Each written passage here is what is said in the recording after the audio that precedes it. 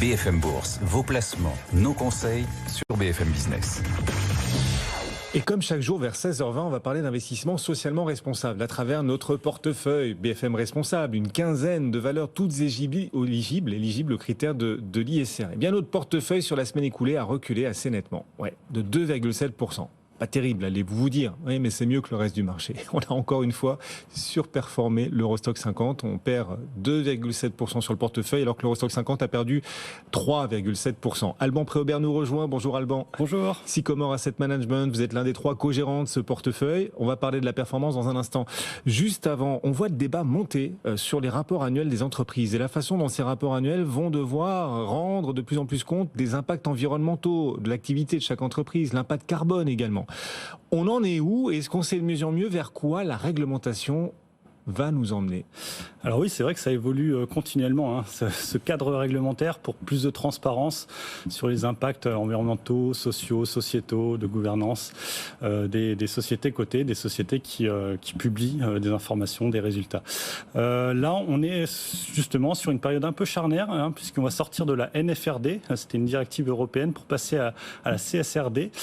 Et donc, ça va élargir finalement le périmètre d'application. Avec avant, c'était 11 000 sociétés qui étaient concernées, un peu plus de 11 000 sociétés concernées par ces obligations de reporting extra-financier. Maintenant, on va passer à plus de 50 000 avec des sociétés de plus de 250 personnes employées qui vont être concernées. Également, toutes les sociétés cotées, même les PME, à compter de 2025-2026. Donc, ça augmente ce périmètre. Il y a aussi un cadre un peu plus précis avec un peu plus de standardisation. On va s'appuyer sur le cadre de l'EFRAG pour justement donner un cadre précis, intégrer plus systématiquement en tout cas les données de la taxonomie européenne, des critères plus communs. Et donc voilà, on va avoir davantage de sociétés qui vont reporter et puis avec un cadre plus cohérent, plus standardisé. À partir de quand ça va s'élargir? Ça va se mettre en application progressivement, mais à compter de début 2024. Bon, et tout le monde doit bien sûr se préparer. Et nous aussi, préparer peut-être notre portefeuille BFM Responsable. Pour vous, si les rapports financiers des entreprises devaient un jour inclure le coût du carbone, et voilà, peut-être retrancher au bénéfice le coût du carbone, vraiment un vrai coût du carbone, plus être dans le virtuel, mais en faire une réalité. Laquelle des valeurs de notre portefeuille, des 15 valeurs de notre portefeuille, souffrirait le plus, d'après vous? Et on vient de challenger le contenu de notre portefeuille, là. Vous avez bien raison, et c'est une bonne question, parce que le timing, justement, on a eu un rapport qui a été sorti, je crois, la semaine dernière, ou il y a 2 semaines, du cabinet Axilia, avec l'indice Vérité 40. C'est la 3e année qu'il publie cet indice Vérité 40, et justement, ça vise à calculer en gros l'EBITDA retraité du coût du carbone pour les sociétés. Et là, on a des grosses surprises. Ça montrerait que le CAC 40 changerait complètement de physionomie, avec des sociétés comme Total Energy, BNP, Michelin, qui sortiraient de cet indice. Et ne feraient plus partie du CAC 40. Parce qu'elles seraient plus rentables. Voilà. Et ça, c'est tout ça avec des prix finalement assez conservateurs de 127 € la tonne de carbone. Voilà, c'est le prix estimé par actuellement. On est un peu au-dessus de 100 € et un rapport de France Stratégie vise 780 € en 2050. Donc voilà, on n'est pas au bout de nos peines. Bon, ceci dit, il faut quand même prendre ça avec des pincettes. On voit aussi que dans notre portefeuille responsable, il y aurait des sociétés qui seraient assez impactées parce qu'elles ont une grosse empreinte carbone, comme Saint-Gobain, parce que c'est intensif en énergie de produire des produits d'isolation, par exemple. Mais en même temps, il y a un scope 4 derrière. C'est toutes les émissions évitées grâce aux produits d'isolation de Saint-Gobain. Et tout ça, c'est pas pris en compte dans cette empreinte carbone. Donc il faut quand même faire bien attention à distinguer l'empreinte carbone, le coût du carbone, avec un marché du carbone en plus qui est en pleine réforme, donc c'est complexe, c'est très complexe. Et puis donc le vrai impact environnemental des sociétés, typiquement Veolia ou Saint-Gobain, qui seraient très impactés par un coût du carbone élevé. Qui sont tous les deux dans notre portefeuille BFM Responsable. Elles sont dans notre portefeuille et on les assume complètement parce qu'elles ont un impact environnemental évident avec le recyclage. Alors c'est certes très intensif encore une fois en énergie et donc en émissions de carbone, mais en même temps on met moins de pression sur les ressources naturelles et on évite des émissions de gaz à effet de serre par ailleurs. En aval. Oui, en aval, effectivement. Et quelles seraient au contraire dans ce portefeuille BFM Responsable les entreprises qui seraient les moins impactées par la prise en compte réelle, tangible d'un coût du carbone? Oui, on a pas mal de sociétés qui ressortiraient bien dans cet indice. Alors notamment les acteurs de la technologie. Typiquement, un Capgemini, un Equasens ont vraiment une empreinte carbone très faible. On aura évidemment Voltalia, un développeur d'énergie renouvelable, qui donc lui, non seulement n'émet pas beaucoup de carbone, mais en plus permet justement d'éviter ces émissions de carbone en évitant la génération d'électricité à base d'énergie fossile.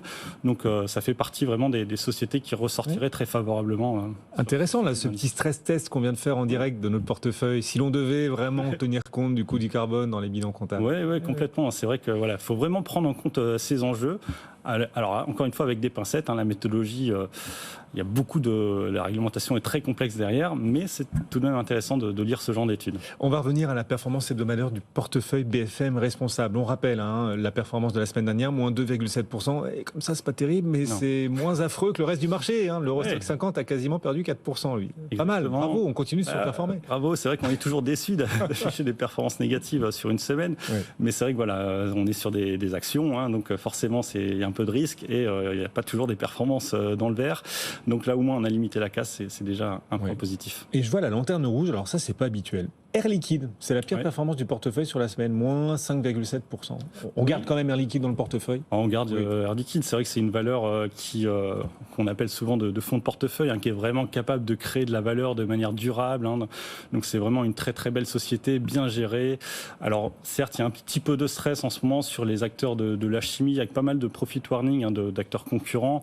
Donc Air Liquide est quand même un peu lié au cycle, à la macro. Donc il y a un petit peu de stress autour de cette valeur. Il n'y a pas eu de nouvelles fondamentales la semaine dernière sur Air Liquide, si ce n'est un petit plan de réorganisation sur une activité en France, sur le soin à domicile, mais ça représente 1% des effectifs, donc même si c'est jamais un très bon signal des plans de réorganisation, ça reste quand même assez circonscrit.